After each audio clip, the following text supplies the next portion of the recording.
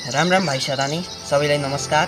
र आज चाहिँ म यो लोवर बडीको जुन एक्सर्साइज हुन्छ, यो लोवर बडीको एक्सर्साइज चाहिँ यो डन्ट बैठक चाहिँ कुन चाहिँ अलिक प्रभावशाली हुन्छ र कुन चाहिँ अलिकति हाम्रो यो कसरत गर्दा अलि राम्रो हुन्छ त्यो भन्न गइरहेको छु। सुरु मात्र यो पनि एकदमै राम्रो मानिन्छ लोवर बडीको लागि।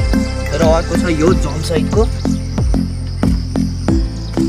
अब यहाँ हेर्नु है, तपाईँले यो 500 रेपिटेसन हान्नुभयो, 500 चोटि गर्नुभयो र यो 200 रेपिटेसन हान्नुभयो भने यो जम्प सहितको र त्यो 500 रेपिटेसन र 200 रेपिटेसन बराबर हुन्छ। त्यो जम्प बिनाको 500 र जम्प सहितको 200 रेपिटेसन चाहिँ बराबर हुन्छ। म जहिले पनि जम्प सहितको चाहिँ अलिक बढी पर्फर्मेन्स गर्ने गर्छु, जसले गर्दा लोवर बडीलाई एकदमै धेरै फाइदा पुग्छ। र अन्तत म के भन्न चाहन्छु भने हजुरले मेरो च्यानल सब्सक्राइब गरिदिनुहोस् प्लिज। 100 सब्सक्राइबर पुग्न आँटेको छ। म एकदमै सानो युट्युबर हो, त्यही भएर सब्सक्राइब गरिदिनु होला।